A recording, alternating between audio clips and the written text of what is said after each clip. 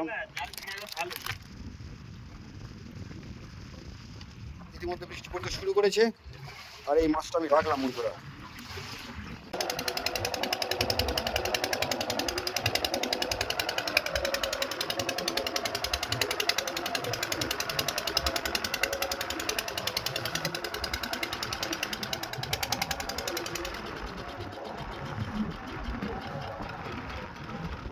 জালের খুব কাছাকাছি চলে এলাম আমরা বন্ধুরা। জাস্ট জাল ধরা হবে, শঙ্কর আছে, টাপি আছে। আজ এদের নৌকায় চলে এসেছি ছাঁদি জাল দেখতে। বঙ্গোপসাগর উপকূলে ওটের উপর একটা নিম্নচাপের ওয়েদার চলে, একটা রোলিং আছে, গতকালকের তুলনায় অনেকটা কম যদিও। তো এইরকম একটা পরিস্থিতি, এই দুপুরবেলা এই ভাটার স্রোতে আমরা চলে এসেছি ছাঁদি জাল থেকে একের পর এক মাছ সংগ্রহ করতে। সঙ্গে থাকুন বন্ধুরা।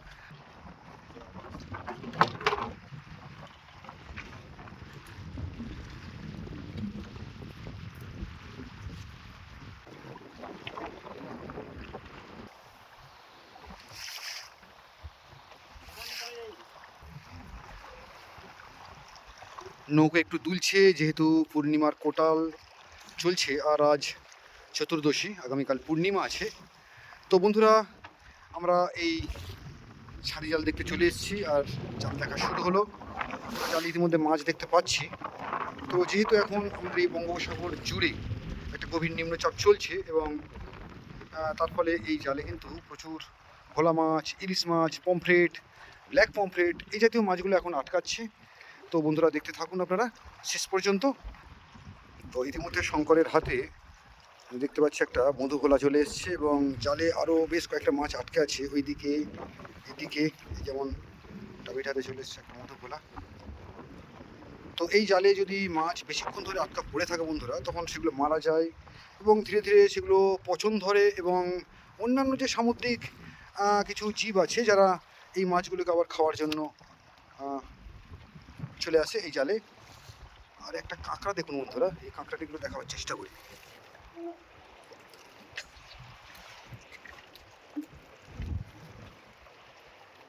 এই দেখুন,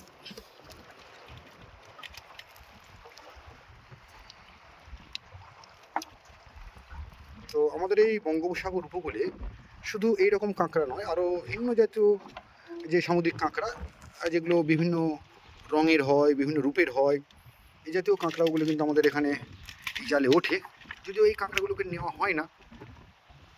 আর এই দেখুন জীবন্ত ট্যাংরা মাছ শঙ্করের হাতে।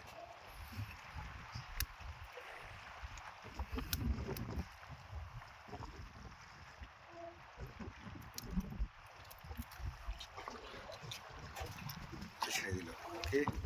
আর একটা মধুভোলা দেখতে পাচ্ছি।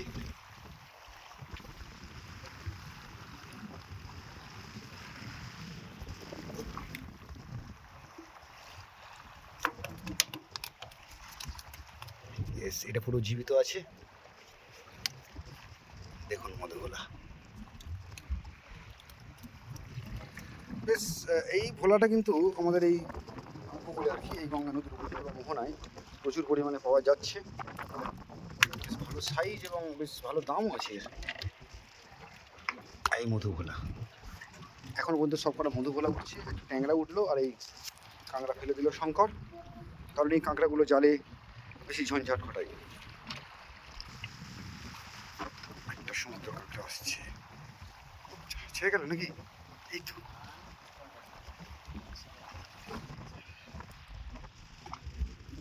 সবাই সুন্দরী কাঁকড়া না, কত রকমের ডিজাইনের কাঁকড়া।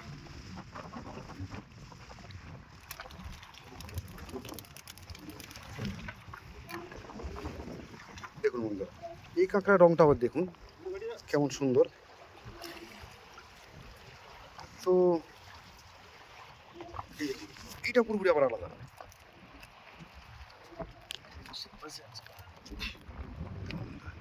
এই কাঁকড়াটা আবার পুরোপুরি আলাদা।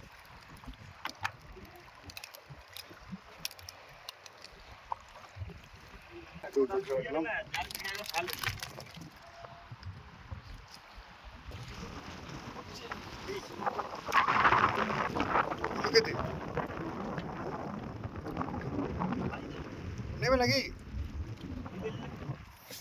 হেভি লাগে। হ্যাঁ, নিলে নেওয়া যেতে পারে কিন্তু ভাই, বড় আছে, কামড়ে নেয় না জানো এর। বাহ, সাবাস সাবাস। ওই চিংড়ির থেকেও ভালো খেতে এটা। এটা যদি সুন্দরভাবে রান্না করা যায় না, অস্থির অস্থির। চলছে জাল দেখা বন্ধুরা, আমরা পাচ্ছি একের পর এক মাছ। আর এইরকম একটা পরিবেশে আমরা এই বঙ্গোপসাগর উপকূলে এই ছাঁদি জাল দেখছি। শঙ্কর আছে, টাফি আছে এবং আমি আছি। তবে আজকের কাঁকড়াটা একটু বেশি দেখতে পাচ্ছি।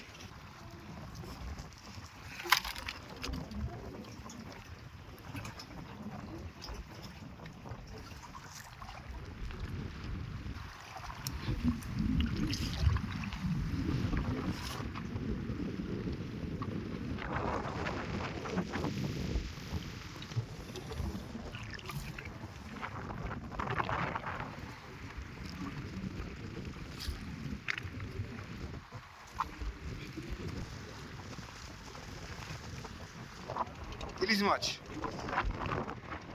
অনেকক্ষণ পরে দেখি, দাও একটু, দেখি একটু দাও হাতে। সাবাস, ব্যাস চওড়া মতো আছে ইলিশটা।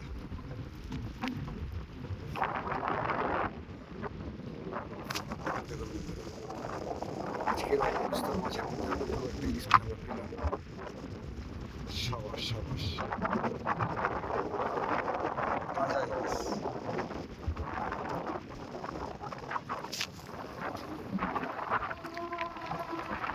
এটা কি মাছ আছে? দেখি দাও একটু, একটু একটু দাও, একটু দাও, জীবন্ত আছে। কি খয়রা?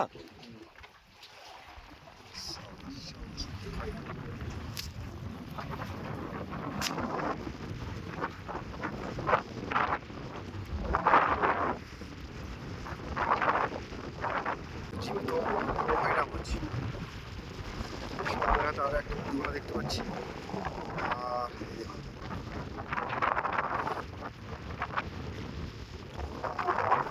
একটা ট্যাংরা মাছ আসছে দেখতে পাচ্ছি। শঙ্করের হাতে।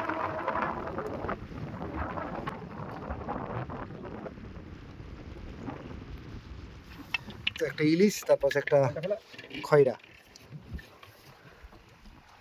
জাল দেখা চলছে আমাদের, আরও কিছুটা বাকি আছে। তো সঙ্গে থাকুন বন্ধুরা, আর শেষ পর্যন্ত দেখতে থাকুন যে আমরা আজকের এই শঙ্কর আর এই টাপির জাল থেকে আজকে কী কী মাছ পাই। শঙ্করের হাতে আরেকটা ইলিশ মাছ এসছে বন্ধুরা। শঙ্কর টুক করে লুকিয়ে রাখলো, আমি বুঝতে পারলাম না লুকিয়ে রাখা। সাবাস সাবাস শঙ্কর, এটা বেশ ভালো সাইজ, একদম টাটকা আছে। আর একটা তুল মাছ এলো বন্ধুরা, দেখুন এই আগের ইলিশ মাছের থেকে কিন্তু ইলিশ মাছটা বড় অনেকটা। একটু দেখাচ্ছি আপনাদের, এর কানকো দেখাচ্ছি। আসলে কানকোটা অনেক ময়লা আছে বলে, না হলে কিন্তু পুরো লাল, দেখুন খয়েরি কালারের পুরো কানকো। তো এই হচ্ছে একদম আমাদের এই বঙ্গোপসাগরের উপকূল থেকে ওটা টাটকা তাজা ইলিশ। সাইজ ভালো, এখন দামও আছে, কারণ বুঝতেই পারছেন যে সে পরিমাণে এখন ইলিশ মাছ আসেনি আমাদের এখানে, যেহেতু সেরকম উপযুক্ত একটা আবহাওয়া তৈরি হয়নি। শুধু বৃষ্টিমুখর ওয়েদার না বন্ধুরা, তার সাথে একটু পূবের হাওয়াও দরকার। আর একটা নিম্নচাপ চলছে, আর এই নিম্নচাপের মেঘ যখন তখন ছেয়ে যাচ্ছে আমাদের এই বঙ্গোপসাগরের আকাশ। বৃষ্টি আসার সম্ভাবনা রয়েছে, ওপরে পাখি উড়ছে। আর এইরকম ইলিশ মাছ হাতে নিয়ে আপনাদেরকে দেখাতে পাচ্ছি আমি। আজ আমরা আপাতত দুটো ইলিশ মাছ কিন্তু পেয়েছি বন্ধুরা। এটা একটু বড় সাইজের ইলিশ মাছ, আর দেখুন আগেরটা একটু ছোট ছিল বটে, কিন্তু বেশ ভালো। মোটের ওপর আমরা বেশি মাছ পাচ্ছি। আর এর সাথে সাথে কিন্তু বন্ধুরা এই জাল কিন্তু তুলে নেওয়া হচ্ছে। দেখুন বন্ধুরা, এই যে জাল, এই জাল গুটিয়ে নেওয়া হচ্ছে, কারণ একটা পূর্ণিমার কোটালে জলের চাপ থাকবে, ময়লা আবর্জনা থাকবে, আর সেই পরিমাণে ইলিশ মাছ বা অন্যান্য মাছ যেহেতু কম, সেই জন্যই কিন্তু এই জাল তুলে নেওয়া হচ্ছে। দেখুন, ওফ, অসাধারণ অসাধারণ। এটা তো মিনিমাম 500 গ্রাম ওজনের ইলিশ মাছ। মাছ দেখুন বন্ধুরা, একদম আমি খুব কাছ থেকে দেখাচ্ছি ইলিশ মাছের রঙটা দেখুন। তো অনেকে জানতে চাইছেন যে দাদা ইলিশ মাছ, জীবন্ত ইলিশ মাছ কেমন খেতে বা টাটকা ইলিশ মাছ কেমন খেতে। তো তাদেরকে একটু জানাচ্ছি যে অসাধারণ খেতে। জীবন্ত বা টাটকা ইলিশ মাছ অসাধারণ খেতে। সাধারণত আমরা এই জীবন্ত বা টাটকা তাজা ইলিশ মাছ বাজার থেকে পাই না। আর যে কারণে একটা কথা বলেই থাকি যে বা বলা হয় যে টাটকা ইলিশ মাছের নাকি স্বাদ হয় না, কিন্তু এটা পুরোপুরি ভুল কথা। কারণ টাটকা মাছের স্বাদ সবসময় অনেক ভালো হয়, এটাই একদম সাধারণ নিয়ম। দেখুন এই মাছটার রং দেখুন,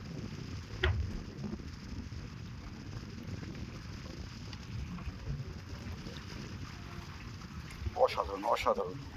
দেখুন বন্ধুরা, দেখতে দেখতে আকাশে মেঘ কিন্তু ছেয়ে গেল আর গুঁড়ো গুঁড়ো বৃষ্টি পড়তে শুরু করেছে। আর এইরকম একটা পরিবেশের মধ্যে আমরা আছি। কি মাছ ওইটা?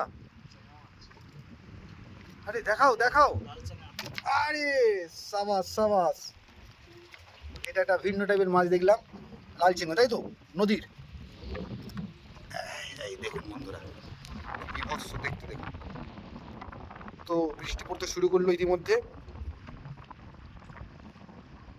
সাপের মতো দেখতে, একদম সাপের মতো। চেওয়া মাছ বা চেওয়া বলে, কামড়ে নেবে আবার দেখতে পাচ্ছি। দেখুন বন্ধুরা, তো আপনারা ভিন্ন টাইপের মাছ আমার সাথে হয়তো দেখছেন বন্ধুরা, কারণ আমিও এর আগে এত ধরনের মাছ সত্যি কোনোদিন দেখিনি। এই ফিশিংয়ে না এলে বন্ধুরা এত রকমের মাছ দেখারও বা এত ধরনের মাছ চেনারও সুযোগ হতো না। তো বৃষ্টি এসে গেল, ইতিমধ্যে বৃষ্টি পড়তে শুরু করেছে। আর এই মাছটা আমি রাখলাম বন্ধুরা।